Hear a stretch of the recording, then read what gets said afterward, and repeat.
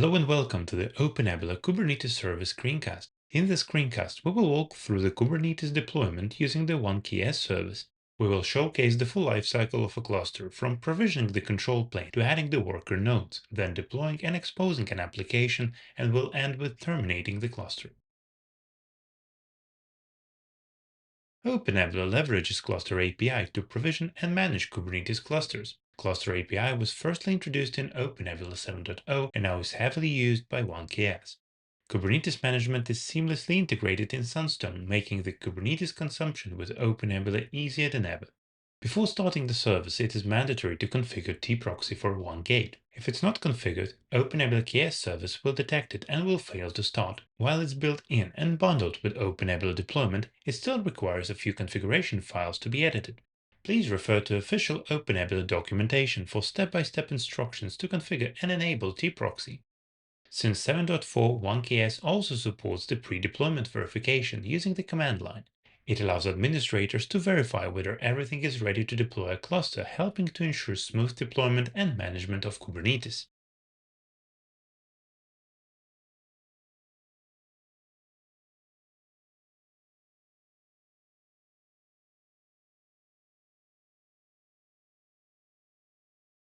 Firstly, let's verify that our environment is ready using the built-in verification function. During the verification, we must supply some important values such as OpenNebula cluster ID and virtual network IDs.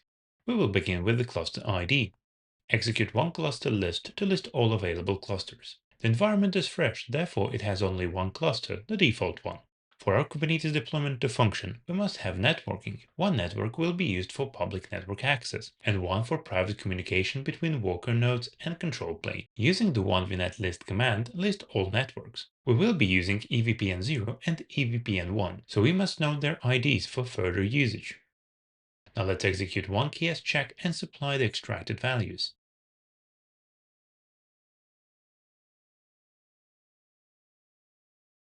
It may take a bit of time to perform the validation, but once it's done, the result and the steps taken are seen in the output. As seen on the screen, the environment is ready, therefore let's proceed with the cluster deployment. To access the Kubernetes management, open the Kubernetes KHS Clusters tab. All provisioned clusters are listed here. Currently there are no clusters, so the list is empty.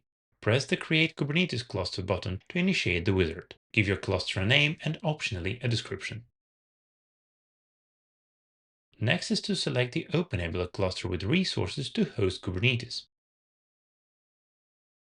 Now select the public network. This must be a routable network. For this demonstration, the routable network is named EVPN0. Then select the private network. It may or may not be connected to the internet. Now we must select the Kubernetes version for this cluster. Let's proceed with the latest available. At the time of recording, it is 1.34.2. Lastly, we must decide whether the cluster is a single node or HA deployment. For this demonstration, we will proceed with a single node deployment. Press Finish to start provisioning the cluster. First, a specific virtual machine called seed VM will be deployed. This virtual machine handles the cluster build and then performs a pivot to the actual control plane. After that, the seed VM is destroyed. Once the control plane is running, you can close the page. Note that you can run the process in the background should you need to. By looking at the Instances VMs tab, we can find two virtual machines, the control plane and the virtual router. If you want to interact with the Kubernetes cluster already, you can extract the kubeconfig by returning to KHS clusters page, selecting the deployed cluster, and navigating to the kubeconfig tab. To run workloads, we must deploy a node group, which is a set of worker virtual machines. From the provisioned cluster under the Node Group tab, press the Create Node Group button. Give the node group a name. Then select the size of your worker nodes. All nodes in this group will be sized equally. Currently, we have a choice of small, medium, and large worker nodes with their respective configurations. For this demonstration, we will proceed with small nodes. Now let's verify that the size meets our requirements, and then we'll set the number of nodes to 3. The cluster now enters the scaling state. You may observe the deployment process by following the log, or press Run in background and return to the cluster later. Once the node group is ready, it is safe to close the log. By navigating to the Node Group tab and selecting the specific node group, you can list all virtual machines that are part of the group.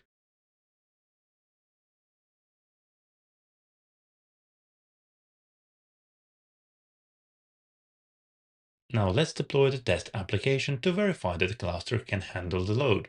Create the config file and paste the extracted contents from the kubeconfig tab. Once saved, let's verify the connectivity by running kubectl get nodes. From the output, we can verify that the cluster is reachable, and by looking at the names, that's the cluster we've just deployed. Now it's time to deploy an application and verify that the cluster can handle the workload and expose it using a load balancer service. The test application YAML files were uploaded beforehand. It's a simple web-based application with a SQL-based backend that creates a schema and then writes and reads data, perfect for testing connectivity between pods and exposure via a load balancer. Based on the output, we can confirm that the deployment and services have been created. By checking pods with the kubectl command, we can confirm that all pods are in the running status. Switching to the VMs view in Sunstone, we can locate a new virtual machine with the ID 9. This is a virtual router deployed because we requested a load balancer service. This virtual router handles routing traffic from the routable network to the exposed service. Back to the command line, let's extract the external IP address of the load balancer so we can reach our application.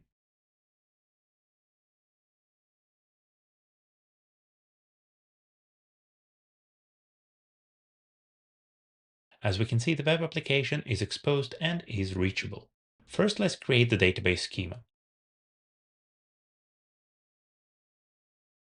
The schema was created without any errors, meaning that the application pod can communicate with the database. Now let's write some data to the database. We will perform this action a few times to generate some entries. Our final test is to read the data back from the database. As seen on the screen, the read was successful.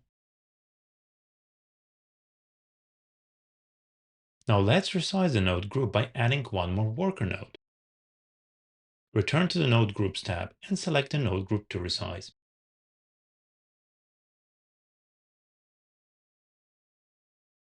Press the Scale button and enter the value you'd like to have. In this demonstration, we will add one more node. Therefore, the value must be set to 4 and then press the Continue button. As seen in the log, a new virtual machine with ID 10 is now part of the cluster. Let's check the virtual machines page to verify that the new virtual machine has been added. As seen on the screen, the new virtual machine has been added and follows the same naming convention that other workers in the group.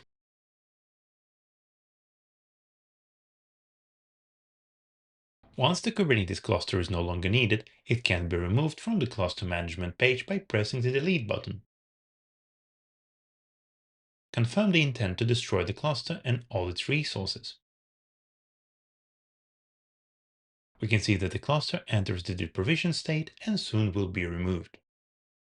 And this concludes the screencast where we have shown the 1KS service that simplifies deployment and consumption of Kubernetes on top of OpenNebula. We have successfully provisioned the working Kubernetes cluster with a control plane and worker nodes, deployed the test application and verified that pods can communicate, and the application has been exposed and reachable from the browser. Lastly, we've scaled the number of worker nodes and then terminated all its resources with one single click. Thank you for watching and see you in the next screencast.